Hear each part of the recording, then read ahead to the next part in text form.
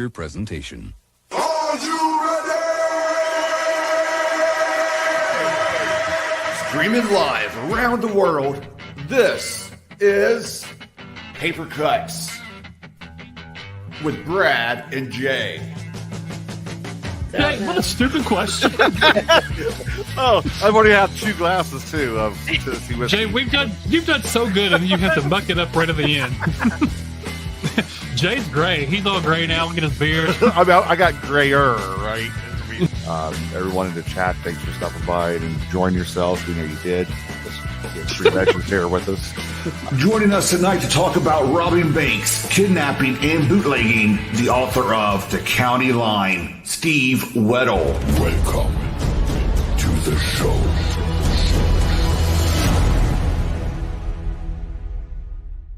I feel like I need to take a shower. Are we having a conversation backstage about the new Batman? No, Batman's good. Don't get it twisted, Jay. Look, just, Steve was about to leave already. I know. You're already making him leave. What's up, everyone? Welcome to another exciting episode of Paper Cuts. It hasn't even started yet, but we're going to say it's exciting. That's what we do.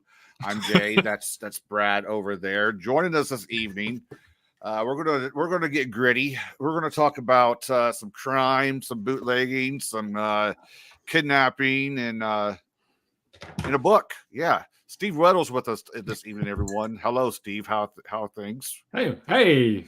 How are y'all? Thanks. We all pick up the book in unison here. Everyone have their drinks. What are we drinking tonight? Anything? Just water tonight, Jay. Just water. In my cool Jurassic Park cup, though. Look at that. Daddy Saurus. Daddy Saurus, you'll get your ass kicked. You know. I got you. So, as you can tell, I'm drinking. What is this? Coors Light. So, famous water. So, Steve, what's going on, man? I don't know. You guys asked me on here. I don't know why. That's as far as we go. We ask you on. We hope you have stuff. Yeah. So this is a self-interview portion you guys were talking about, right? Yeah. I didn't know we were starting with that, but okay. We can start with that if you want. I mean, nothing's rehearsed from the show, so just do it. No, I'm aware. Yeah, I've seen the show before. So you have your newest book, The County Line. This came out earlier this year, right? Yeah, it came out. The pub date was supposed to be on January 16th, which happens to be my lovely bride's birthday. And so we were all kind of psyched about that at the Weddle house. And then they reached out last year that, hey, we're going to move it to February the 1st. And I said, okay, what did I screw up? We need a couple more weeks. And I think they said, no, we want to put it into a promotion into the Amazon First Read so that, people can get it for free if you're an Prime member for the month of January. And then it comes out February 1st for everybody else in paper and on Kindle and that sort of thing. So it's kind of confusing because it came out the 1st of January, but it really came out February 1st. So I think the answer to your question when you said it came out earlier this year, my answer should have been, yep, it did. Yep, exactly. Yeah. I was going to ask you about the whole Amazon First Read thing. So how does that happen? How did you get picked from a lottery, or was your last book? No, well, they pick 5 or 6 books a month that they want to select and put into this program called Amazon First Read, so that if you have Amazon Prime, you can read it for free in that month. And I've, as a reader, I've taken advantage of it, and to be honest, never considered what it was like to be an author because I just enjoy getting the book and that sort of thing. So, they send it out, and so thousands of people read it in that first month. And the way that I found out about it was, I don't know, 3 or 4 months before my agent emailed me and said, I need to call you, which is, which I have learned is code for I have good news, Okay. So, he gave me a call and he said, this is great. And I said, what is it? And he explained it to me and I said, oh, this sounds great. So it was great. It was. And so what happens is thousands of people who would never see your book, right, pick it up, so it's, it was quite the experience. Yeah, because I get those emails too. Are you getting a lot of reviews from? Well, yeah, a lot of reads and a lot of reviews. I don't I'm opposed to reading reviews, Mhm. but you just get, I mean, my reviews. I read other reviews to say, "Oh, I thought this book was going to be crap. I'm not reading it." But my own book, reviews, I think, are for readers to talk Right, to right. other Mhm. readers. So I try to avoid them. I do have people who look for good stuff and try to send me something every once in a while if anybody says anything nice, because you have to fuel the writer. So, but in terms of reviews, yeah, I think it's gotten thousands of ratings on Amazon, whereas the book 10 years ago, Country Hardball, the collection of short stories, I think probably has probably under 100 reviews. Oh, Mhm. okay. So Okay. it's magnitudes of whatever, but they Amazon is fantastic, and it's Lake Union, Yeah. the imprint Right.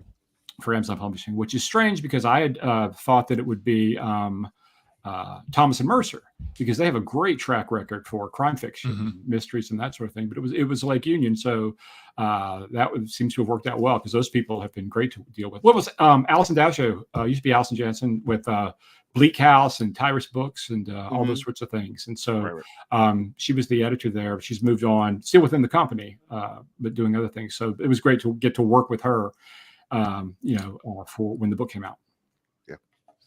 So for those that don't know, what is the sort of the elevator pitch? What is this book about? Well, the original title was Cottonmouth Tomlin and the Last Outlaw Camp. I like that title. I did too. Very fond of that. That gives away a good chunk of the story, I think, though. Well, But- and I think it sort of sets the tone for the book in terms of it's a bit of a romp. There's some darkness. Country Hardball, the book of short stories from 2013, was pretty dark and bleak. That was came out on Tyrus. Simon & Schuster now owns it, the rights to it. But that was pretty dark. This one I thought it was a lot more fun. Kidnappings and bank robberies and moonshines and all those sorts of things. So I had a lot of fun with the car chases. And so I thought the title, Cottonmouth Tomlin and the Last Outlaw Camp, kind of gave you a good feel for the book. Yeah. Because I grew up reading, you remember those books, like the Indiana Jones books, like Indiana Jones and the Lost Pyramid in Arizona, or that sort of stuff. There's Each one's a different adventure type. Yes. So they had like some fun sorts of things, like, so I wanted that kind of tone. But as many books are sold by thumbnail, having 17-word title for your book can be problematic. So anyway, so they went with the county line, and of course the idea there is there are lines that you don't cross, and so back to your question, I've been going on 17 minutes, but the question you asked 17 minutes ago, right, was what's the book about? And it's about this outlaw camp in Columbia County in 1933. The idea being that outside of the county, you could do whatever crime you want. But once you cross the county line and come into the county, you need to keep your nose clean. And if you do that, then the local people, the crime bosses, the law enforcement will just kind of let you alone, leave you alone, as educated people would say. And there are precedents for this in St. Paul back in the day, Minnesota. They had tons of little agreements with law enforcement up there and across the country in the 1930s, because they didn't want people doing vile, crimey things in their county, but they did not mind their spending money there. So do the stuff out there. When you come in here, we'll keep you safe, but don't do anything here. So there's a lot of stuff going on out there, and of course, that's the line that gets spoiler alert. That's the line that gets crossed as stuff starts kind of cooking. So is that a little bit like a territorial thing? Then they didn't want like outside crime coming into their area because they wanted to be like the crime bosses. Yeah, well, in part territorial, but from my research and understanding of it all, is they didn't want really any crime because they wanted to control. Right. They wanted it to be a nice county, even though it had people who had done bad things outside. Do all you want over in Oklahoma or in Louisiana, but once you cross into Columbia County, Arkansas, none of that goes. And speaking of research, since you mentioned it, are we going to? If we happen to check your computer, is there going to be searches for kidnapping and bootlegging? Are you in trouble? We did a lot. I was surprised at how, we sort of hint at this in the book, at how there was a move right there about, 32, 33, 34, a move away from bank robbing to kidnapping. And the Stroh's beer air. I had Stroh's beer once, I think, at a racetrack. First and last time ever having Stroh's beer. If you're a fan of Stroh's beer, I don't know what to tell you. There are other beers out there. Anyway, so the heir of Stroh's beer, the kid got kidnapped and ransomed off, and then other people were getting kidnapped. So they would kidnap bankers' sons and business people's sons, and it was pretty rampant. And so the people who were doing the kidnapping, and I talk about this a little in the book, the Mob Arca gang and that sort of thing, Creepy Carpus, they were kind of moving towards that kidnapping as opposed to bank robbery. So when you're talking about the research on my computer. How to kidnap somebody and get away with it. But of course, if you how to kidnap somebody and get away with it doesn't make an interesting book, right? So the research I did was more akin to, how to try to do a crime and really, really screw it up. So I don't know if I'm going to get arrested for that, but you have the one friend that he knows if there's anything ever happens to you, he needs to come over and wipe your computer. Okay. Yeah, that's the tattoo I have. Delete my browser history. But the idea of the outlaw camp, I thought that was interesting. And you said it was based off real stuff, that it was like a communal thing where all these different people would come in all the time instead of just being, it's Bonnie and Clyde's base that they go to and hide. That no one would ever like rat each other out or whatever, turn on each other. That the concept of that was just kind of really intriguing. Yeah, and it was interesting because there was one in I don't know how familiar y'all are with the geography of Louisiana, Arkansas, kind of that area, but my area is Northwest Arkansas, Southwest Arkansas, and Northwest Louisiana. I'm doing this as if you can see a map. You got the map pulled up, right? Oh yeah, right here. So over here, and up this other road. So we have a storm front moving in here. So Vivian, Louisiana is a little south. Probably it's north of Shreveport, but south of the Arkansas line. So probably about 45 minutes, an hour into, if you go from Arkansas down across the county line to Louisiana. So there was a thing called Black Bayou down there, and they had an outlaw camp there where, bank robbers and Bonnie and Clyde and other, people would really hide out, and they would come to a cabin on the banks of the bayou and kind of get ferried over, like I mentioned in the book. And so I stole all kinds of stuff, but most of the people who were there, they're violent, but my hope is that they're long dead and don't come after me, because I thought that was pretty interesting. And there were stories about how when they were at this camp, they're outlaws and somebody robbed this bank and they should have robbed this bank. And some of them, were stepping out with, somebody else's woman and that sort of thing. So there were a lot of tensions at the camp, but of course you weren't allowed to have a gun there. You weren't allowed to have a knife there, and they had to get along at the camp. So, that's the tension that makes these sorts of things interesting. So the research and the finding out at the outlaw camp, when I saw that, I said, I want that, I want to write about that. Mm-hmm. What made you want to set this novel in the Great Depression era in the 1930s? It's such a fun time. I was going to say he wanted to shine some light on it and kind of boost up some, wanted to change history. That's what it was. I don't think anybody's ever heard of the Great Depression, so I kind of not at all. No.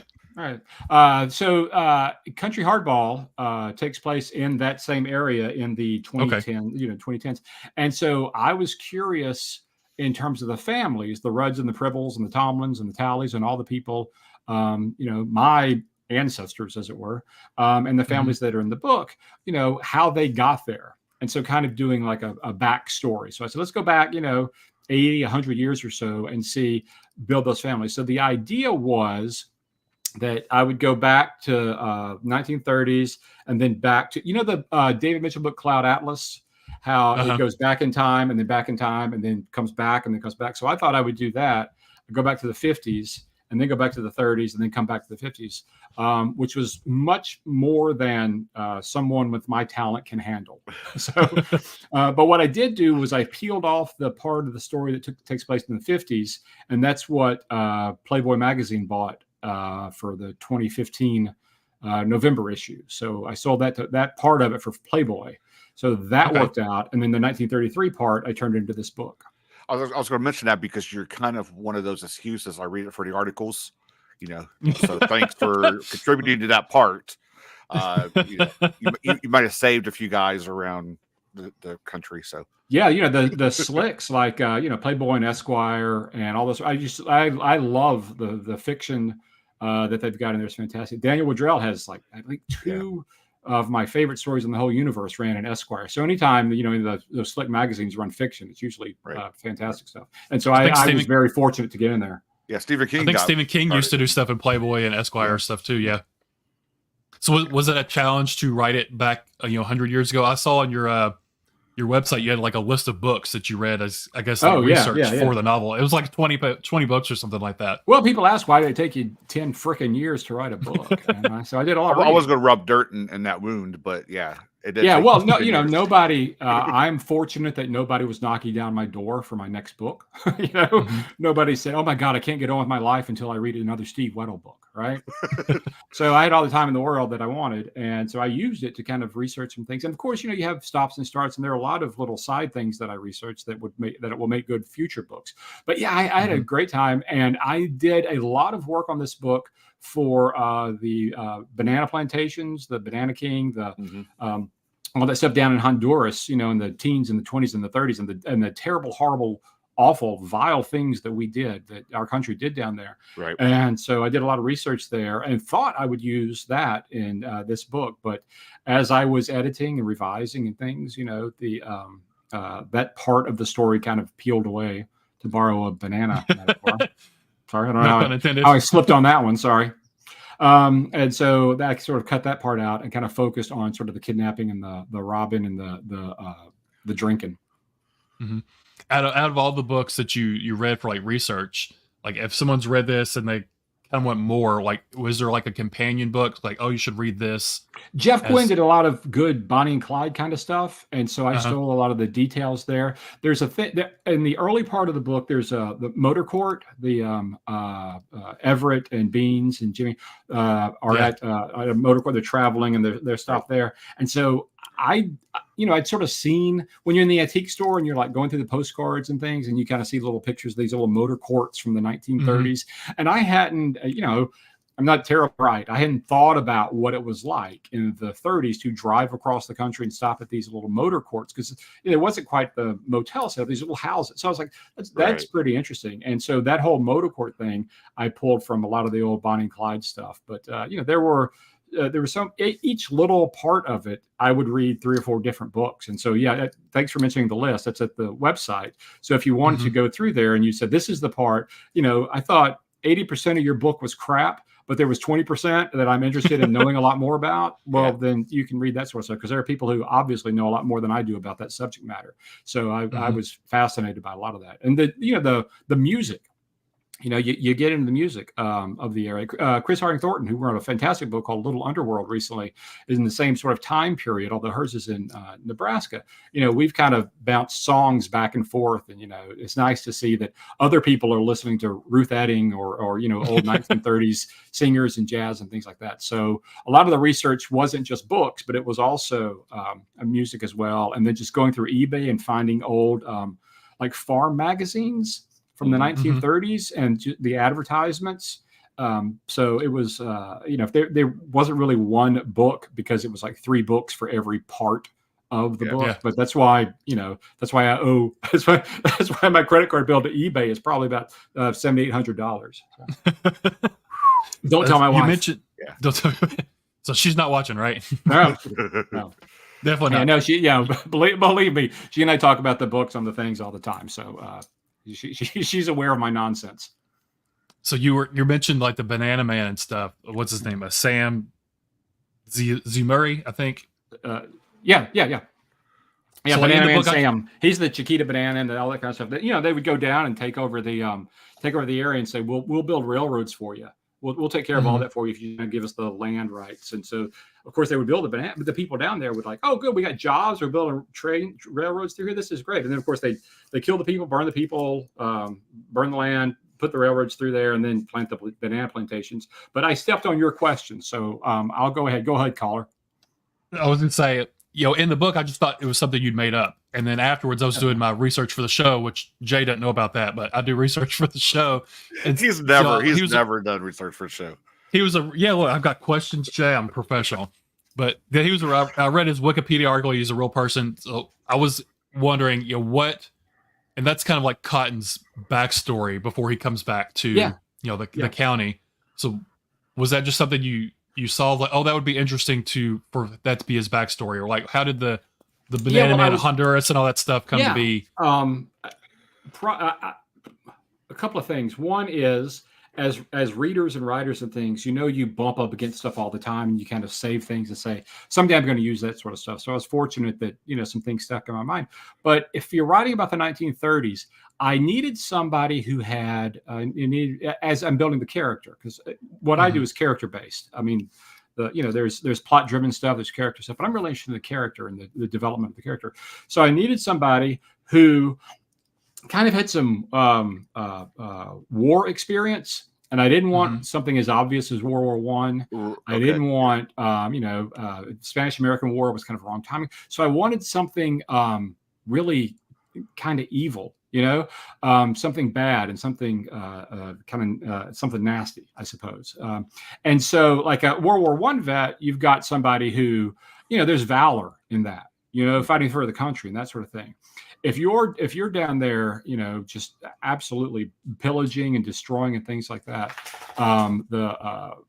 we did to Honduras, I think that's a different type of backstory. So I wanted the war, and I wanted kind of the darker sort of backstory, but I also didn't want one of the things. This world needs many, many, many things. What it does not need is another story about the redemption of a white man. Yeah. So I did not want to write a redemption story. So I didn't want him having done bad things and then coming back and then doing something good. So I was fortunate that I could just have him keep doing bad things. So the Banana Man story, I think, was great because it also showed, if you read about Sam, Banana Man Sam, and you read about you read the book, then that Cottonmouth in the book is obsessed with this idea of being a cog in the machine.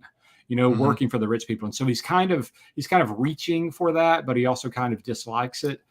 So he kind of wants to be as successful as the Banana Man, but he also sort of leaves, I don't know what a clever way to say a bad taste in his mouth, but whatever the clever way to say, if you guys could afterwards in post, could you dub in? We'll dub that over. Yeah. But anyway, it leaves a bad taste in his mouth. So there's sort of that struggle and the conflict and things like that. So that's sort of what I was playing with. In the character of Cottonmouth, and then the background in Honduras as well. And to me, it kind of comes across that he's because he went down to Honduras, and it's like the people knew the bad things happened down there, and he came back. They kind of looked at him as the anti-hero. They're looking up to him because they know what he's capable of. But then they know he had to go down and do some stuff, but they don't really talk about it so much. Right. So, I mean, it does come across because, normally when you read, like you said, like you mentioned just a second ago, when you read about someone coming home from World War One or two or whatever, they're like the hero, they're like, they fought for the country. He's coming from a different kind of fight, but they're still kind of looking up to him because they know, during that time, the crime people were kind of like heroes to the local people in a way. So, yeah, it was kind of like a little anti-hero to me, the way I was taking it in. So yeah, nobody's throwing a parade for the people who came back from Honduras like that. What we did there. So I got a dog down here. So if you see me pulling that's fine. Tug or something like that. We've all got dogs. Mine are probably laying right outside the door. But it's interesting. You said that you didn't want to have like a redemption for Cottonmouth. So I was going to ask, since he is like a bad guy, and throughout the story, he continues to do bad things, unsavory things. Was that hard to make him sort of your protagonist and have it be where the audience reading the book sort of is rooting for him in a way, rooting for the bad guy? Yeah, in like a horror movie, when you're rooting for the person to survive, and then they're like, "Oh, I'm gonna go. Let's split up, and I'll go over here, and I'll look at what's going on there." And you're like, "No, don't do that." Yeah, you idiot. So, yeah, right. So what I want is to put Cottonmouth in a situation where the reader can kind of see, "Don't do that," And then because of his character, because he's just on that trajectory, said the lisping ginger, trajectory. That's what it's going to do. I did a lot of that. I had a lot of fun with that in Country Hardball with Roy Allison. It was always, you're faced with the right thing to do. There's the Bob Dylan line in Brownsville Girl, my favorite Dylan song, where he says people don't always do what they believe in; they just do what's most convenient, then repent. Yeah, and so I'm always thinking about sort of that sort of thing. And then so you got the Bob Dylan thing, and of course the whole reason to write the County Line was because I wanted to write a story that Emmylou Harris would sing background on. you know. So I wanted to get kind of that character and that flavor and that kind of epic sort of, difficult, fragile undertone going through there, but then also that bleakness. I don't do heroes, but I do people who are capable of heroic things, but they sometimes reach for that and they see it within their grasp. But as what's the Browning line? A man's reach exceeds his grasp, or what's a heaven for? So they can dream of doing better, but they ain't gonna do better. Yeah, and even everything that he tries to, I guess you would maybe say heroic. It's all sort of out of greed. He's wanting to, get money and step up and not be a cog in the machine anymore. It's going to be the boss of the situation. Well, he starts off. You're mentioning he goes to Honduras, but he comes back with a lot of pride. And thinking that I've come back. I have to take over my uncle's farm, because he comes back to the outlaw camp because his uncle has passed away. I guess if you guys want to pick this up and put this in the first 30 seconds so people know what the hell the book's about, that's great. But anyway, this would have been a great answer to your earlier question an hour and a half ago when you asked what the hell's the book about. So he's in Honduras and he gets the telegram that his uncle has passed away and he needs to come take over the county business, the family business, which is the outlaw camp. And he comes back and he says, well, my uncle was kind of running this into the ground. I'm super smart. I'm clever. I've got all this worldly experience, so much better than these dummies in Columbia County. I'm going to fix things. And so he sort of fights against that. And then about a third of the way through the book, the catalyst, the ensuing incident, all that kind of index card stuff, he sort of gets pushed to this and he says, all right, well, here we go. Let's go. I'm going to fix this. And the first or second page of the book, he's faced with somebody driving a car, a local person. He doesn't know the name, and, almost kills the guy for a very small agrees, just because he's not connected to the community. And as things go over, I wanted him to, fight with that. And the idea being, can he connect with the community? So as again, spoiler alert, but as the book goes on, the question of whether he knows people's names is a little piece of color or tone going through the book to see, how that's an indicator of whether he's connecting with the people as it moves on. Right. Okay. And you said he was proud of himself, like I think he was talking to like the grocery store guy. I can't remember his name. Moon. But he was Moon. Yeah, he was talking about I was fighting for my country down there in Honduras. He mentioned that, so he was kind of proud of that. Well, even though it wasn't really. He was fighting. They weren't making money. Yeah. And by the way, Moon, I don't know if you ever read Tom Stoppard's only novel, Lord Malquist and Mr. Moon. I read in college, and I said one of these days I'm gonna have a character called Moon, and here we are. So yeah, So Cottonmouth is kind of struggling with kind of his placement there about what he was doing in Honduras, which of course people who we talk to, they keep their the running joke throughout the book is, when you were down in Mexico or when you were down in Cuba or whatever, it's Honduras. And so that's kind of because they're not really connecting with him either as it goes through. So yeah, that was, I think, an interesting part of his backstory. Interesting to me in terms to play with it. It's up to the reader whether it turns out to be interesting, I guess. But to me, it was interesting to play with those sort of background, the army thing, but not the army. Yeah. Was it fun to play in this time period where, like Jay mentioned earlier, like the outlaws and gangsters, they were like, celebrities or folk heroes back then? You have Al Capone and Bonnie and Clyde and Babyface Nelson and all these guys. Was it fun to sort of play in that same realm as these guys? Yeah, it was. And, you have to be careful that you don't kind of look back with sort of this history channel, rose-colored glasses kind of thing, where they did some bad things. And they weren't heroes to everybody. I mean, we look back and we go, oh, Butch Cassidy and Sundance Kid, weren't they fun? We have this kind of, we have this idea, I think, now of looking back as if they were all Robin Hoods, and a lot of them weren't Robin Hoods. They were just robbing. They were robbing this person, robbing that person. And so the idea of they're not going to rob from the poor people, I think, is something that's, to borrow a phrase from the end of a Hemingway book, isn't it pretty to think so? I think it's a nice story. It doesn't always check out with the facts, but it was fun to play with those gangsters because, they sort of, mess around with some of the ideas there. And so I did have a lot of fun. The short answer to your question, yes, I had a lot of fun messing around with the gangsters. Because I think I can't remember who said it, but it was Everett or Jimmy, the kind of like the bumbling robbers, I guess you could say. I think one of them were talking about like knocking off like the payroll place or something like that. It was like, why would you do that when they've worked for 2 weeks for their pay, and then then they're not going to get paid at the end of the week. Why would you Right. rob that instead of kidnapping the big banker who's rich anyway and getting Yeah, money and that then, way? of course the idea, so kidnap a banker, and then the idea is, well, who would want to pay to get a banker back, right? Yeah. So those sorts of things. But yeah, the payroll thing, you also I try looking at a lot of those, kind of putting a real person in that situation. I try, and the books that I like, they're writing about people, not characters. So whenever I am creating a character, I try to make sure that I am creating a person. So, you think, well, if this person lines up, and then of course, sometimes the person is going to do things, or the person in the book is going to do things that you don't agree with because it's in line with their character. So some of that is sort of difficult. It's like if you're in a role-playing game and you're playing somebody whose alignment is different than yours. Well, I wouldn't do this, but my character in the game is going to have to set fire to the orphanage, right? Yeah, that's right. Speaking of Jimmy, and go ahead, Jay. No, I was going to say, 'cause I'm always curious from where some of the names came from. Cottonmouth. Yeah, I mean, because I know you did some research, but I mean, were these some of the names that you saw when you were doing your research? Yeah, Cottonmouth was like Jimmy the Hook, the and third. Bean. The third. Cottonmouth was his third name, I think. One of the problems I ran into, I'd called him Fed because my great uncle was Fed Tomlin. And so, I thought Fed would be a gre't name. But then as I'm writing, the dialogue and everything, it's like, you better take a step back, Fed said. I was like, Fed said. Why can't do Fed said? Right, Dr. Seuss. So, I mean, come on. Right.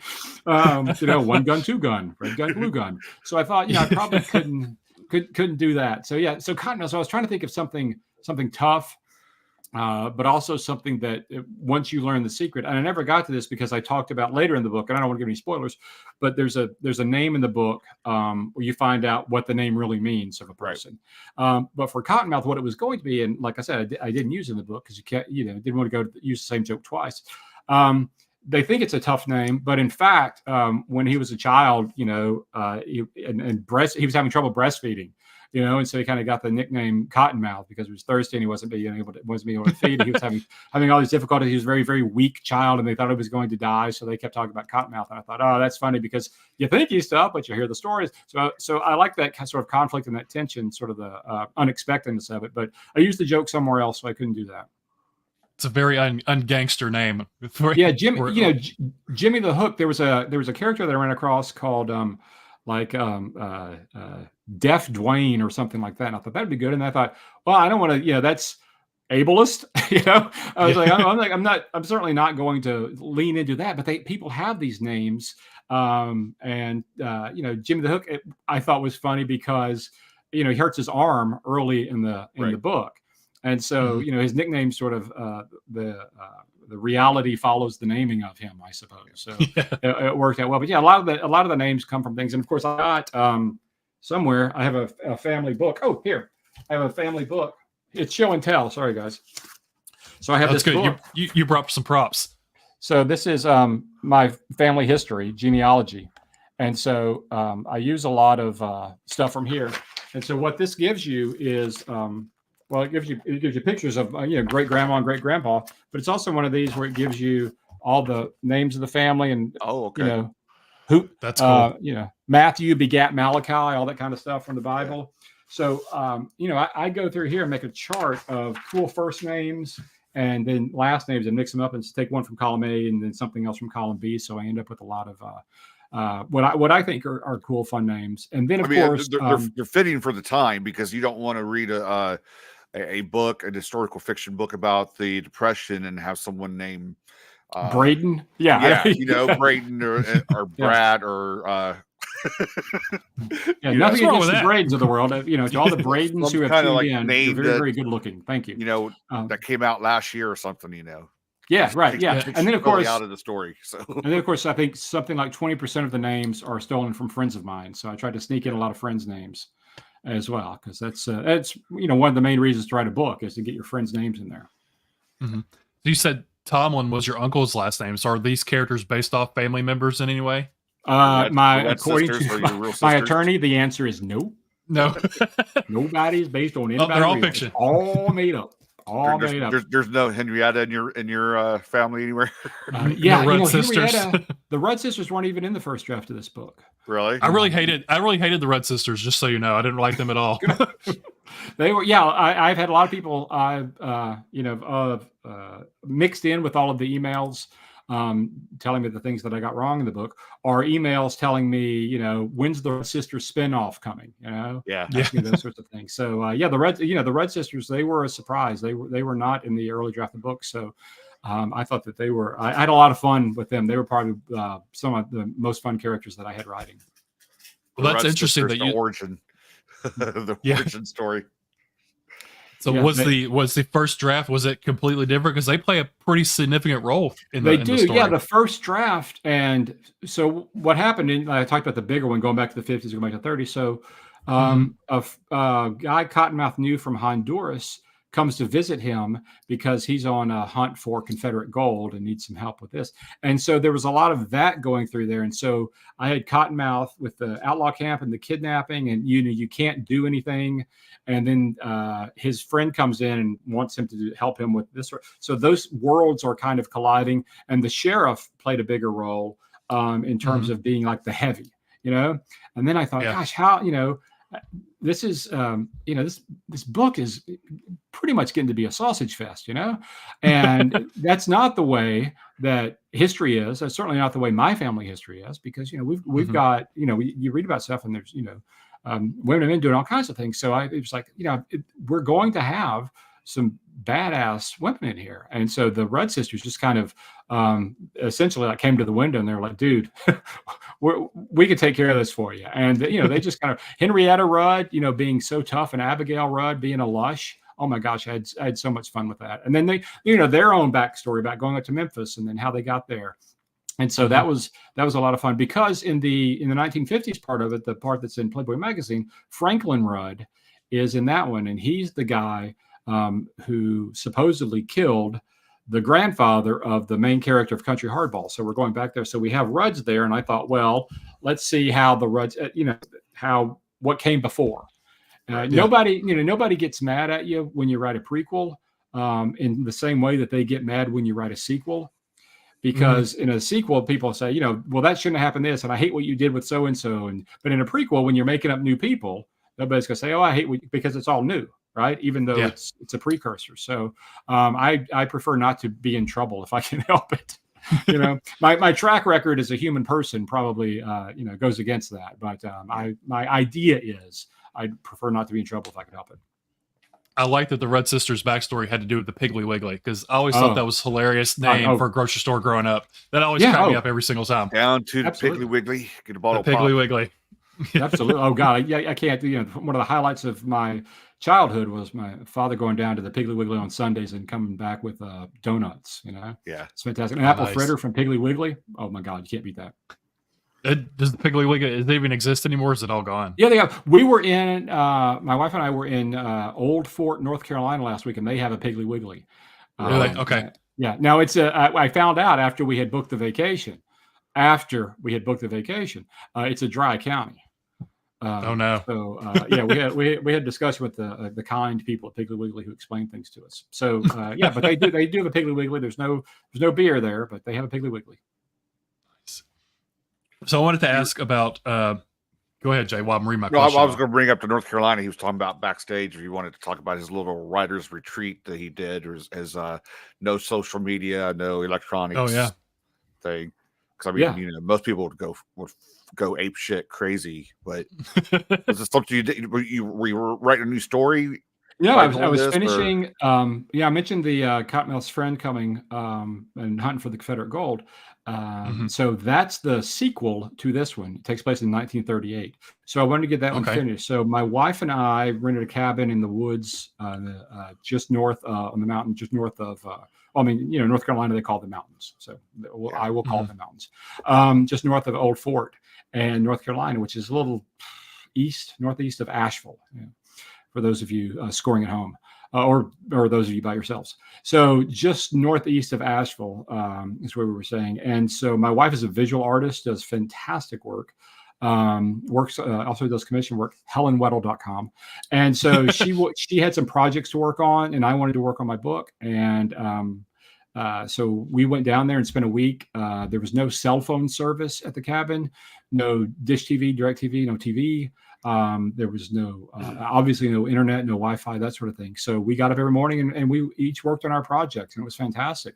I told my editor before I was leaving, hey, look, I'm going to be, gone for a week. I'm going to be working on this book. So, a couple of days after I came back, he says, hey, where the hell's the book? So, give me the whole thing. It's done. That's right. Yeah. That's how it works. So, it's, I worked on it. I printed it out. So it's got some, I don't know if anyone wants to read it, but there you go. If you want to slow that down. Spoiler alert. There you go. But horror movies start out that way. Let's just go rent a cabin. No kind of no cell service. No cell service, no phone, no electric. You got to go out to the outhouse and I was worried about that. My wife is taking kickboxing, so I was well protected. Oh, you're good. Yeah. I am unbelievably fragile. I mean, looking at me, you would believe it. But I'm saying, as a crime fiction author, you're supposed to be tough and ride motorcycles and drink a gallon of whiskey a week or whatever. But I'm very, very fragile and break easily and cry a lot. So I was glad to have my wife there to protect me. So speaking of the sequel you've been writing, are you excited to re-enter the world of Cottonmouth and yeah, and so write about him again?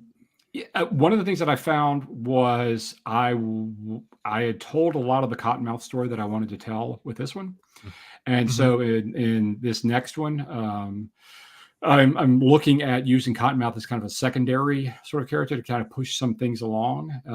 Cottonmouth is involved with a young woman who is the preacher's daughter, and the preacher and the Cottonmouth's friend work together to hunt for treasure, the buried gold, because Cottonmouth's friend, of course, from Honduras, is kind of he's based on Lee Christmas.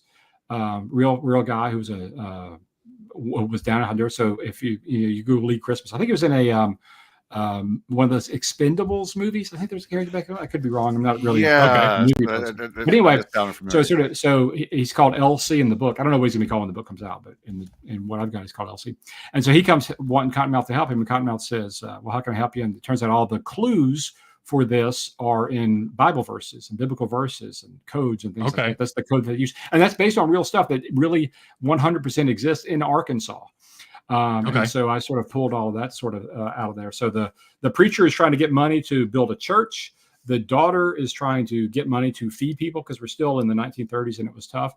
And Cottonmouth sends his friend to talk to the preacher, which kind of gets things rolling. And everybody gets into conflict with everybody. And it's, of course, we're off and running. And so I had a lot of fun kind of tying all that sort of stuff up over the past couple of weeks. I'm a sucker for a treasure hunt story like that. So that sounds right up my alley. I was, and, I don't know if you know Nelson DeMille, but my wife's from Long Island, so we read a lot of Nelson DeMille stuff. And there's a book that he's got that turns out to be searching for pirate treasure, which you don't know until you're well into the book. I got like 250 pages in the book. I'm like, sweetie, if this book's about pirate treasure, we got trouble. I don't want to read some pirate treasure book set in Long Island. It was a lot of fun, of course. Anyway, so I'm trying to be very cognizant of sort of the pirate treasure trope, the hidden treasure sort of thing. So again, when you're writing something like that, out of nowhere. Oh God, yes. When you're writing something like that, you could kind of play with the tropes, and because people come with expectations. So, when people expect things, you can pull the rug out from under them. So, you've already twisted a little bit with it being Confederate gold, and you got the Bible verses as a clue. See, that sounds awesome. Yeah, and again, there's you can Google that stuff up. It really exists in the real world. So it's I just steal everything from the real world, and that's the best thing to steal it from. It's so interesting, to me at least. It's a lot easier to steal the ideas and make them up yourself, right? Well, it seems like every couple of days, Chris Holm, every couple of days or so, one of us is sending the other of us like some weird stuff that we found on the internet. Like, oh my God, did you know this? Did you read? So there's, so it'd be a 700,000 word Wikipedia article about some crazy conspiracy thing that happened in the 1700s in, Germany. And you're like, I had no idea this was happening. So That's how you keep it in the historical fiction category, because people love it. I mean, it's real stuff, and you're making a twist on it. So, yeah, you're bringing it to life, as the cliche goes. There you go. So I want to ask, with this novel, it feel like one of the through lines with Cottonmouth and the Reds, and even some of the like maybe kind of the grocery store guy and stuff, Moon, like the idea of like legacy and like family legacy and sort of honoring your family, what came before, and things like that. So was that important to you to sort of have that through line between all these different characters, this kind of legacy of family and upholding that throughout the book? Absolutely. And and I think that in that area, in that community, and a lot of communities, the idea of the outside pressures, you have to kind of bring things in and protect yourselves and protect your family as you have the outside external threats. And so particularly in that time, of course, in the 1930s with the Depression, you had a lot of things going on that were threatening the families, whether it be the farm or Roosevelt with his damn new laws that he's putting in place. Taking the gold. Oh my God, the gold. Yeah, absolutely. Because God forbid, people should own gold. So you got the government coming in. The stories are that my family back there were very concerned with some of the things the government was doing, coming in and taxing the land and taking some of their possessions and things. So when you do that, you kind of you have that kind of bunker mentality, I think, as a family. And there's a speech that Henrietta Rudd gives to Cottonmouth Tomlin, when he's talking about fighting for the country or working for the country, things like that. And she says, "Country ain't never done a damn thing for me.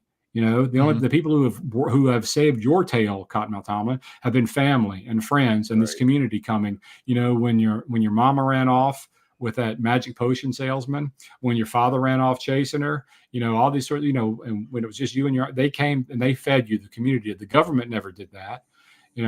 So the community is the key thing. And of course there are, families feuding with families, sort of that the trope of kind of Hatfield McCoy sort of things, like, oh my God, he's a this and he's a that. So I had a lot of fun kind of creating these different families, like, because you want, again, this is all, I don't think honestly, I don't think I know any Rudd, Pribble, those sort, anybody from that time or anything. So I had to kind of create all this sort of stuff based on the names. And so the Pribbles are a certain type of family, and you kind of expect this sort of thing. And, I had to use that name because of the Star Trek Trouble with Tribbles, I wanted sort of this kind of running thing. Well, that's the trouble with Pribbles. But, I can't say that in the book, but I know that's in the margins, the trouble with Pribbles. And so the Rudds are the tough ones kind of taking it. So you've got all these different competing families, but, the community and the county, they have to stick up for each other. It's like somebody, you may poke fun at your brother or your sister or somebody like that, but somebody comes from outside and they want to try that, you're going to knock their block off, Yeah. And so it's that sort of thing, the outsider, the insider, and the family and community ran all through Country Hardball. And, that's something that I'm kind of keen on thinking about and exploring as we go through, because I just find that, I grew up in the South, but you've got community everywhere. I'm sure family in, Idaho, Kentucky, Illinois, Florida, whatever. So, but to me, it's very tied to the place in terms of community and family and that sort of thing. Especially the time as well, because I feel like it's not the same. Community is not the same now as it was, back then. Yeah, and then you run into the sort of thing as well in sort of the anti-government sort of thing. There's a lot of that back in the 30s. The government kind of getting over its skis, so to speak, and coming in and taking the gold, for example, or Roosevelt's New Deal sort of thing. And everybody in the book, whenever they mention Roosevelt's name, they spit, right? So and they call the outhouse the Roosevelt Room. Right. Because, the stories are, my family and others weren't too keen on what the federal government was doing to the local stuff. You still get, as a lot of that, particularly in small communities, farm communities, tight knit communities, sort of this antipathy towards the government coming in and telling you what to do. I don't know that anybody's fond of having other people tell them what to do, but it's particularly noticeable in smaller, more rural communities, I think. But that's been my experience. I can't speak to urban communities like that or big cities. You could tell me that everybody in Chicago feels the same way, and I have to take a word for it. Yeah. And even like the Rudds, even though they sort of their intentions are more greedy, they're still looking out for the community. Like she went to like the farm auction. God, It the was like auction. kind of So yeah, so that scene, that's one of those sort of standalone sort of things that when you are mhm, writing the book, that for me as a creator, that's sort of the tone scene and that's a character scene. So I bump up mhm. against that.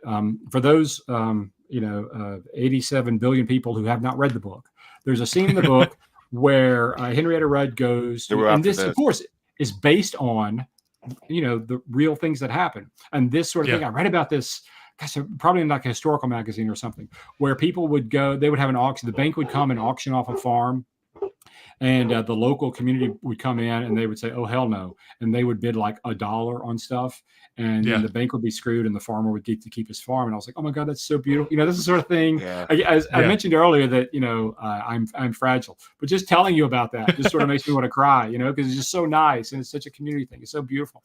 So I'm like, oh my god, I got to steal that, right? Because Yeah. I'm nothing if not a thief.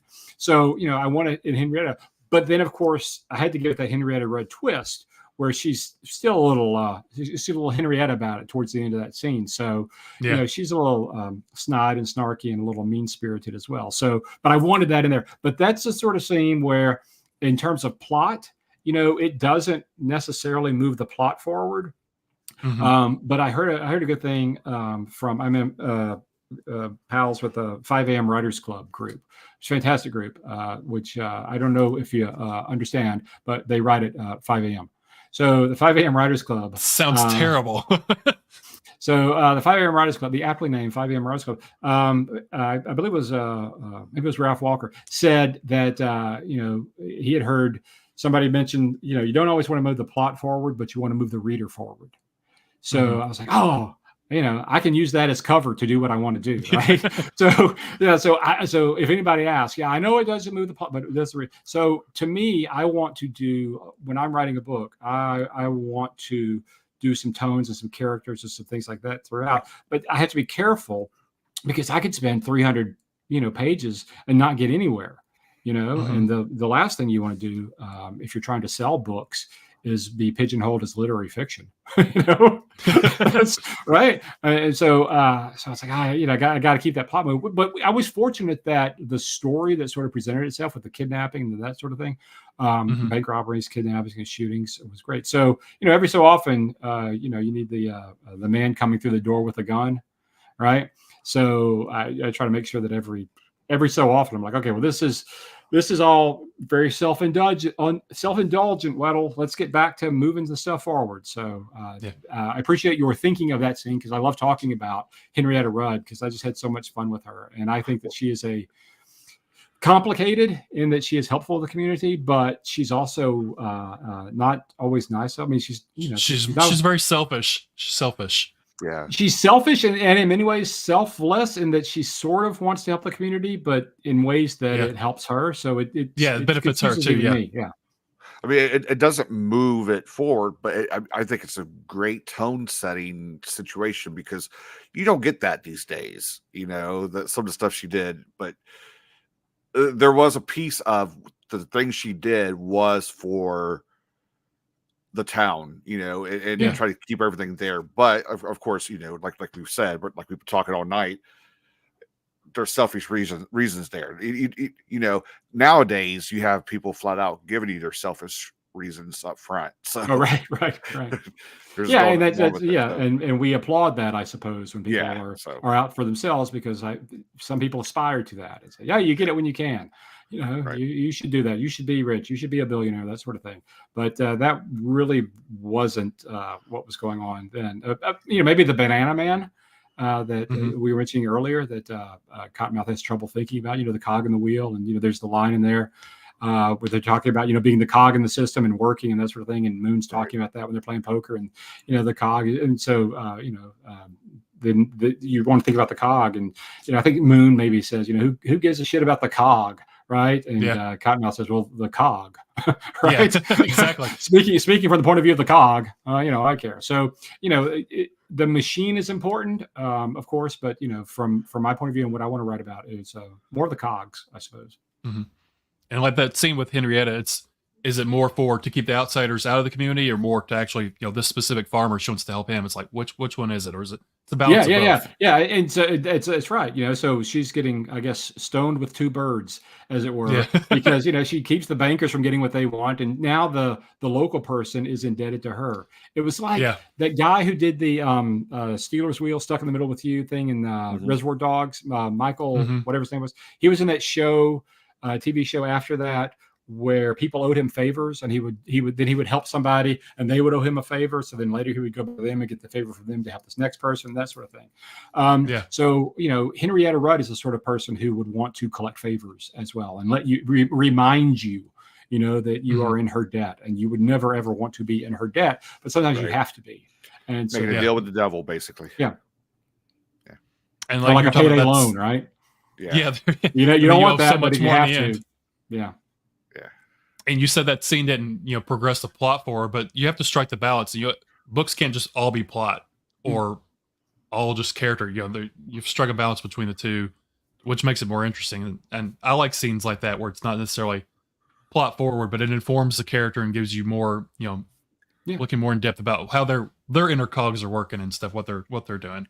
Sure. Yeah, I'm very, very keen on character. Like I said, I could write 300 pages on character, and nobody would buy it. So I gotta make sure there's put in some shootings and some kidnappings, some bungled kidnappings as well. And there's the scene, but what happens is you end up with a cast of thousands, right? There's the scene where they go do a kidnapping in the neighboring county, right? And so each one of those people, I want to make because I enjoy this when I see it in other books, a fully fleshed out person. Right. So all those little sides, you get like 4 new characters, the 2 couples playing cards, I think they was. Yeah, and they're playing cards. Yeah. And so, you build on that and you sort of talk about that. And each one of those people has a backstory. But, all of a sudden you got a, 1,200 page door stopper that's not keeping the thing part. So it's a tough balance. So I appreciate your pointing that out. But yeah, it's a tough balance. But I have as much fun as I can, as reasonably allowed, and still, make money. I really like the trio of Everett, Jimmy, and Beans. I thought they reminded me of the 3 from Oh Brother Where Art Thou, kind of, in a way. There's kind of bumbling along, not getting it quite right. Well, there's a Beans fan club around, which I had not anticipated, but he was a lot of fun. Beans he just wanted his own story. He just wanted some chocolate pies. All he wanted. He just wanted some pie. Just a straightforward guy. I'm a big fan of, as anyone who's ever met me in my past 53 years on this earth can tell you, I'm a big fan of pie. Particularly. Me too. Me too. Yeah. Pie over cake any day. So, I wanted to absolutely get that in there as well. So, you put some things in there when you're writing a book, some things for yourself, and as a big fan of pie, I was like, hey, me and Beans, we're simpatico. All right, so what's your favorite kind of pie then? I have to ask. Without a doubt, my favorite kind of pie is my grandmother's chocolate meringue pie. God rest her soul. Okay. Was just the pinnacle of my existence.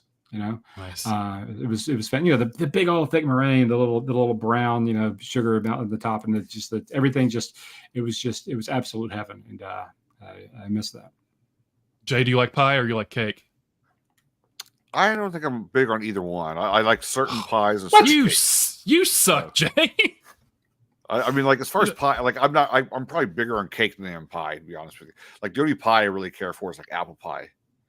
I don't care much for like other stuff, but I'm not into a lot of different cakes either. But I'll take cake over pumpkin pie is my favorite, and then probably pecan pie is my second.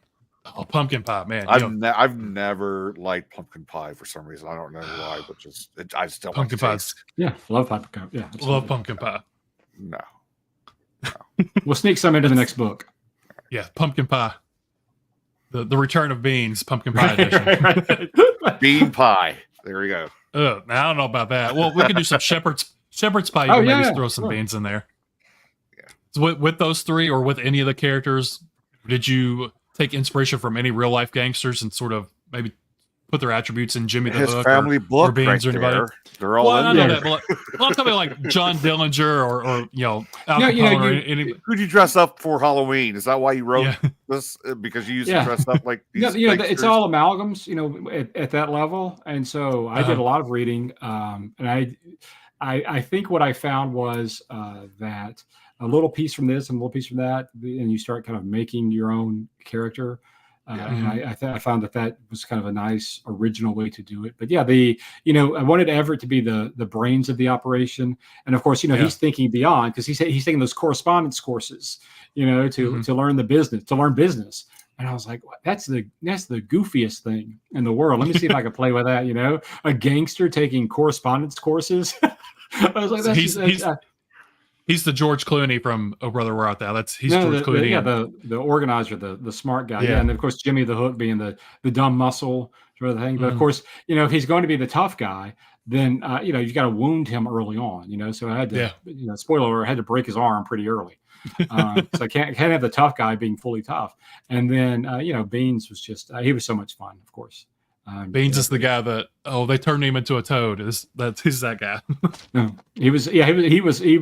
I think I dislike earnestness in people. I don't want to be around people who are too earnest about anything.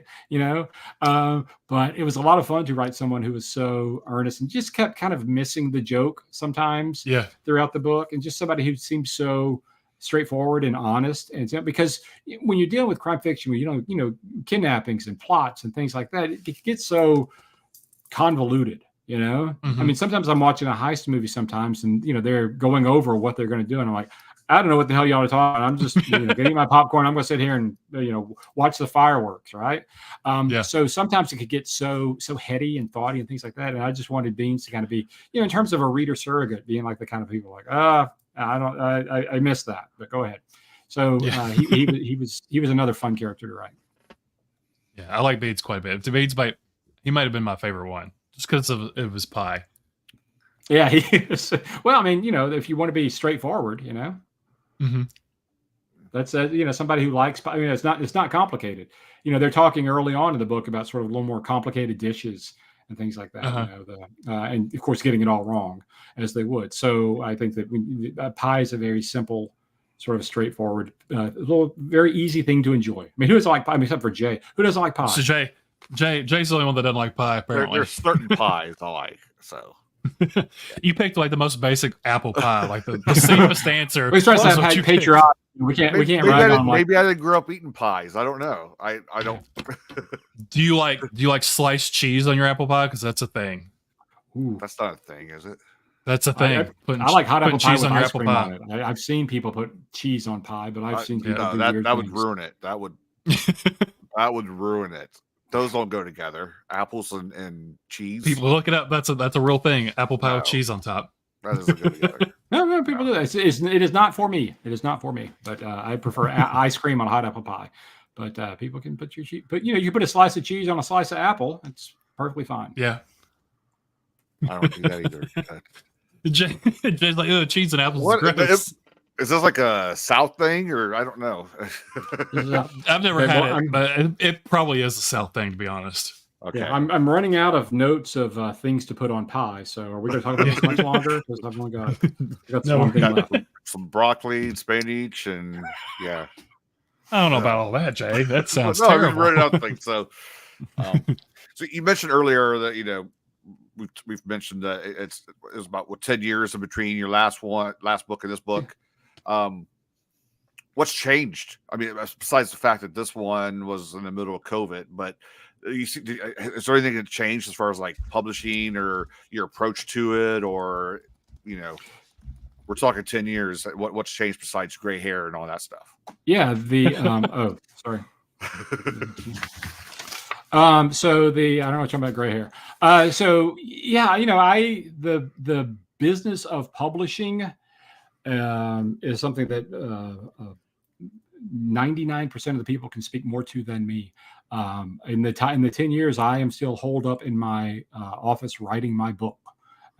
So yeah, I think that people from 10 years ago as a reader, things seem to be a lot more fragmented. Yeah. And I think probably from a writer as well. And so in some ways, there are a lot more opportunities to publish from what you're doing. 10 years ago, we didn't have as much, I think, if I remember right, the self-publishing, indie publishing. 10 years ago, it seems like that was as the meme says, frowned upon in this establishment.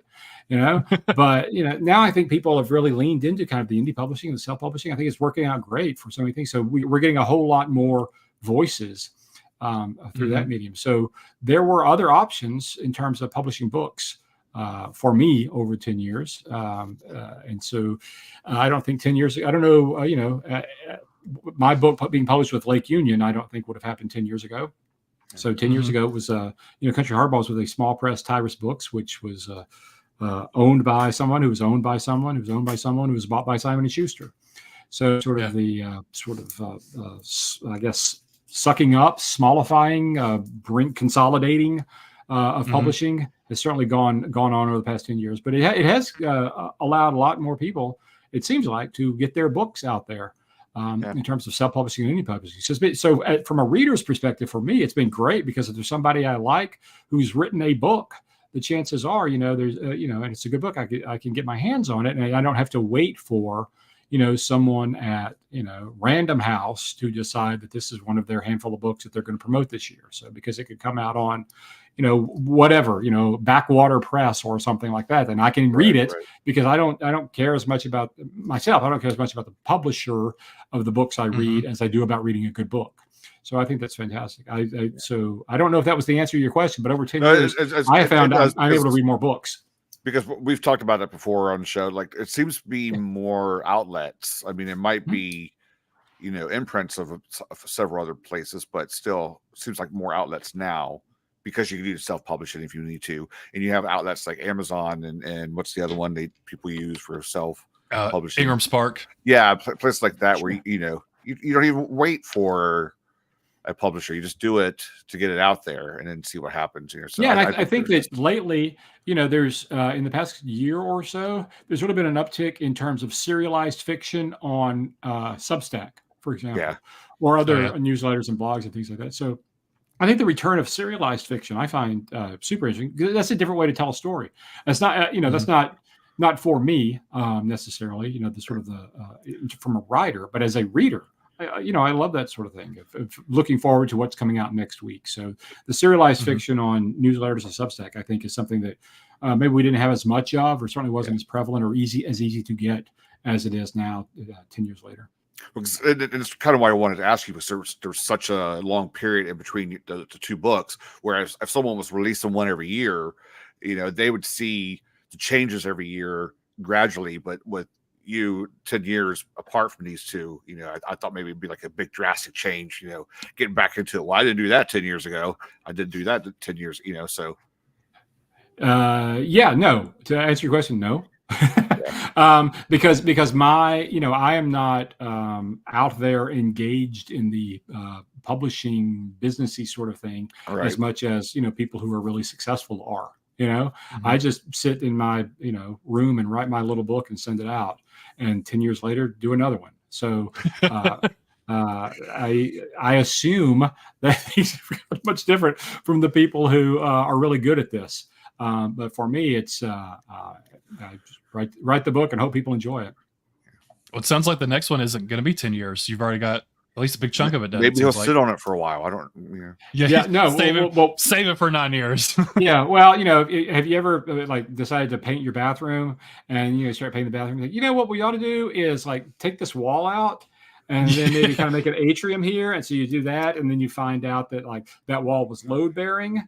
And so then that part of your house is coming in. So then you can't do anything with that. So you then have to move to a motel and buy another house and start all over again. Well, that's that can happen. The writing can be difficult. You're talking about blogs a second ago. Do you want to talk about? You're the co-founder of Do Some Damage. What Do Some Damage is? Yeah. So back in, I don't know, we've been around for more than a decade. Jay Stringer and I. Talked to some folks about starting up a crime fiction blog. There were a few, back when blogging was the thing. There were a few that came out, and so it's me, Jay, and I will forget people, but Dave White, Joel Charbonneau, Russell McLean, Scott Parker, who's still with us, as in not just alive on this planet, still with us, but still blogging on Saturdays. So we had a lot of people who started out and who have come and gone, and we've been very fortunate to have been able to host a number of fantastic writers. And back then, 10, 12 years ago, when Do Some Damage was coming out, there was a lot of discussion on blogs because that's where you went to talk about crime fiction. And so if you go back and you look at Do Some Damage from 10 years ago or so, you will find 20, 30 comments on all the blog posts. You go now and people will say, people go on Twitter or Instagram, or Facebook and say, hey, I read this great, or this post on this blog, and here's what I think about it. So I guess the infrastructure, the work of that has really changed in terms of the community, because the community has moved elsewhere on their own terms and is able to comment. They don't have to go to your stinky blog to comment. And a lot of times, I did a lot of reading. You remember Google Reader? I did a lot of RSS feed readers, so you could get those things fed to you and newsletters, so you don't have to go to the blog, of course, to read them. Not that you had to 5 years ago. So it has really changed. But for 10, 12 years, we have been very, very fortunate. So so Do Some Damage started out. We had Needle Magazine a while back, so that was 10, 12 issues of that. So 10 years ago or so, it seemed like there was a lot more. I suppose in the crime fiction that I was doing. So I don't know why it has taken so long, because the past few years I hadn't been doing anything because I'm working on these dumb books. So it should have been a lot quicker. So my apologies to the 17 people who were waiting for this book. The next one won't take as long. So with you working on the blog and interacting with all these other writers and stuff, has that informed your writing at all? Getting to kind of work with all these other authors? Oh, absolutely. And so for me, what you have to do is just accept the fact that there are people who are so good you can't do what they do. And so you have to kind of find, what it is that you do, kind of claim your space. And then so you use them to strengthen you and build you up. And so as a reader, I have been so fortunate to be able to run across, so many great authors out there, like, Nikki Dolson.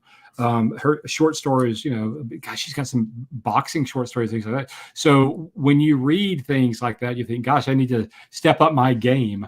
So you learn a lot of things from other writers when you are sharing things. And from Do Some Damage, what that allows us to do is review books, blog things. And I used to write. That used to be a good forum for me to be a lot meaner and snarkier in my younger days. Because something would happen, you guys probably aren't aware of this, but every so often something stupid happens in the publishing world. Oh, no, never happen. I know, right? Shocker. And so, I would run to Do Some Damage, write a blog post about it, making fun of whoever, stepped on their dick or whatever. And so I had a lot of fun doing that, and people would, comment and that's like, but now that sort of has moved to people on Twitter, and who can say the snarkiest thing in a sentence and then sit back to see how many retweets and likes it gets and that sort of thing. So the rage bait, yeah. So but so it's sort of changed when you're talking about how has publishing changed in the last 10 years. I think a lot of it has changed in where we go to make fun of things. is part of it. So so that's been a lot of fun. But Do Some Damage has been fantastic in terms of helping me be in contact with some of the best writers out there, whether they're blogging at Do Some Damage or whether we are able to interview them. I mean, a schmuck like me is not going to get interviews with most of the people I've talked to at Do Some Damage, but when you have a blog behind you and you say, hey, I'm a blogger for this, can I talk to you about these? And then I get to ask them questions about the book that I'm really interested in. So that's been fantastic. That's how I feel about this show. Like, I'm the schmuck in to talk to all these cool people all the time. Yeah, you had a lot of cool people on the last time. You're a schmuck, but 14 people from Bo Johnson's anthology. Yeah. Bo kind of threatened us. He said, if you don't have a sign, we might break your arms or something. But yeah, he'll do that too. He'd do that too. Yeah. I'll send you some stuff offline. There's he is a little scary. Oh, God, so yeah. those really angry. Yeah, the story in the Toronto Star about what he did to one guy it was not pretty because they used pictures and stuff. I mean, they had to take them down because they were so graphic. But they did run some of the pictures, and you could go to the Wayback Machine and see the pictures of what. And while he was doing it, he kept on saying he was sorry. Yeah, well, he's I'm Canadian, sorry. so of course. Yeah. That's his Sorry, breaking your arm. Sorry. Yeah. Yeah. So what he did to that poor elderly woman, I don't know how he lives with himself, but she was mouthing off, so it was kind of her own fault. Well, he drinks beer with ice, so I don't think you can expect much from I don't. Johnson. Is that a Canadian thing? Ice and beer? I don't know. Oh. Yeah, Rob says he's psychotic because he drinks beer with his ice. Yeah. So before we get you out of here, we don't want to keep you all night because I know you got a party and stuff. But what are you reading right now? Anything special you're reading? Yeah. Well, it's not a crime fiction book, but if you guys want to look up the craziest story, there's a book called Arabia Felix about a failed Danish exploration of what is now Yemen in 1761, and it is the most boggling the mind sort of thing. It's these 5 guys who went down. The King of Denmark sent them down to study, the text, the architecture of the land of what's now Yemen in 1761, and the thing just completely goes off the rails. And it's you could call it a crime fiction book, but it's not fiction. It's fantastic. But that is what I'm reading now. But some of the books that I have read recently, I just had an event with John Seeley, who wrote King Street Affair about crimes and spies in Charleston, South Carolina, and Kent Wascom's 4th book in his 4-book trilogy, West Florida, just came out. And so we were talking about that too. So John Seeley and Kent Wascom, I just recently read so that I could talk to them at a book event earlier this week. I mentioned Chris Harding Thornton's Little Underworld earlier, which takes place in the same time, which is just fantastic. So, there are so many books out there. And I think James D.F. Hanna's Henry Malone series, I've been getting into that. So I had read kind of sporadically like book 2 and book 4 and things like that, but I'm trying to go back through and read those sorts of things in order because it's just, I love what he does with the sheriff character in terms of the growth, and sort of sometimes the descent, the growth of sort of machinations of what's going on over 5, 6, 7, not over the novels. And so I had, been stupid and read a couple out of order. So it's nice to go back and read what James D.F. Hanna has been doing in order. So that's kind of on my nightstand as well right now. Was the one book, is it The Great State of West Florida? This one? Yeah, that's the one. Yeah, that's that cover caught my eye the other day. Yeah, and so so Kent and the I know that you said we're getting rid of you, so I know you're tired of mine. Oh no, nonsense. But let me just tell you, we don't want to hold you. You gotta so Kent's got 4 books out in this Woolsack series, and so one of them, they go back to pre-Civil War, and what I guess I didn't understand well enough is that each book cover is tied to the time period of when the book takes place. Because the book cover, if you see 4 books in a series, if you get the Lord of the Rings and Hobbit and stuff like that, they're going to make all the covers look alike. So hey, this is the book. This is a series. But Kent's series, all the books. So this one, Great State of Florida, West Florida, is kind of current, and it's very kind of fun. And I don't know if fun. Early on, a kid puts a pool ball in a sock and starts whacking people. And there's a real life Call of Duty game that they play like in person. I mean, so of course it's Kent, so it's graphic and it's dark, but it's also so propulsive. So I think that this cover sort of talks about how propulsive it is. But you go back, and the first one is Blood of Heaven, and it's got this great cover, Larry Phil, and then the New Inheritors, which takes place in the early 20s, 30s, right, has that great modern novel cover. And I thought, that's kind of, they make the covers look like the time period of the book in a 4-book series. And I was like, that's cool. That is very interesting. I thought that was fantastic. Oh, I said series. I'm series. Like, what the hell do you want? No, Siri, not you, silly goose. Do you have to read his in order, or can you pick and choose? No, he, as Kent will tell you, wanting to sell his books. No, you don't have to read them all. No, just read it. There's one you can find. Just whichever one's in the bookstore, buy it. Whichever one's the most expensive, pay money for them. I don't think you have to read them in order. Okay. He does a good job, and I think this is pretty difficult to do well, and he does it well, in kind of giving you enough of the backstory from the earlier books, but not bogging you down. I've read some of those books where you pick up the fourth one in the series and it's like, as Frank remembered 3 years ago, he was, I say, oh my God, Frank, come on, man. What are you doing? It's like the previously on a TV show. Exactly. Yeah. It's so tough to do. Right. Last week's episode. So I think Kit does a smooth job. So I don't think you would be lost. And I think each one stands on its own, but and so to answer your question, no, I don't think you have to, although you get a different experience if you start at the beginning, of course.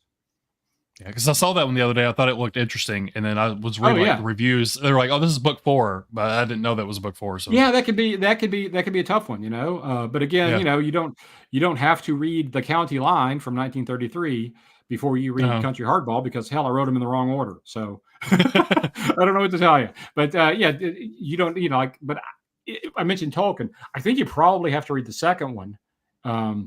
Whatever the Two Towers or whatever, before you read the first one, because he wrote them all together, right? And the publisher split them up into 3. So that makes sense. But Kent, Jay, you probably have you even seen the Lord of the Rings movies, Jay? Okay. No, Jay, I don't know why we're even friends, Jay. Why are we even friends? This look miserable to me. They look miserable. They're so good. You hate fantasy stuff anyway, so yeah. Never read The Hobbit or anything? Nothing? No. Steve, this is what I have to deal with all the time. I like fantasy movies. I mean, my favorite one's probably Labyrinth. Okay. On that note, is that the last one you saw when it came out in theaters? That's the last time you watched a fantasy movie? In 1987. Yeah, probably. Yeah. All right. Brad, the thing you emailed me earlier, I see what you're talking about. I feel for you, man. The County Line is getting rid of this guy now, since I'm being teamed up on now. So the County Line, Steve Weddle, wherever you can find books. Pick it on up. The Amazons, the Barnes and Nobles. I saw it on Barnes and Noble's bookshelf the other day when I was in there. Nice. Go buy it at Barnes and Noble. Very cool. Pick it up, and a sequel coming sometime in the future. We'll see when it gets here. I expect to have it out the door in the next couple of months. So. Oh, I thought you said nice. Decade. next decade. I got bills to pay. I got a mortgage I got to pay. Yeah. So thank you, guys. Outlaws, gun running. And a recipe for the world's greatest drink, the bunny hug. That's right, yeah. And maybe you should add bonus content, the chocolate pie recipe, like Patreon exclusive or something like that. Nice. Yeah. Get the little the index card that was written down in my grandmother's handwriting. That'd be cool. That needs to be in the next book. Yeah, in the back, the secret recipe. Yeah. Give somebody a reason to buy the book. Absolutely. That's right.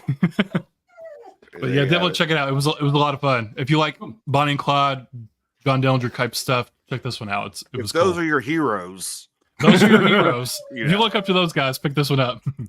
Now you could step into the world of Cottonmouth and Henrietta and a few others. So. And Beans. and Beans. Brad's favorite. He is.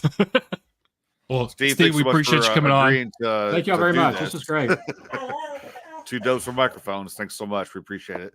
The dog is like, let's go, Steve. We're ready to leave. He's time to go out. I told him it'd be about an hour and a half, and he count time. So County Line, Steve Weddle. So pick it up. That's going to do it. Brad, you got anything else? Nope. Oh, that's Steve, it. Steve, appreciate you, man. Thanks, guys. Love you, Jay. I know you do.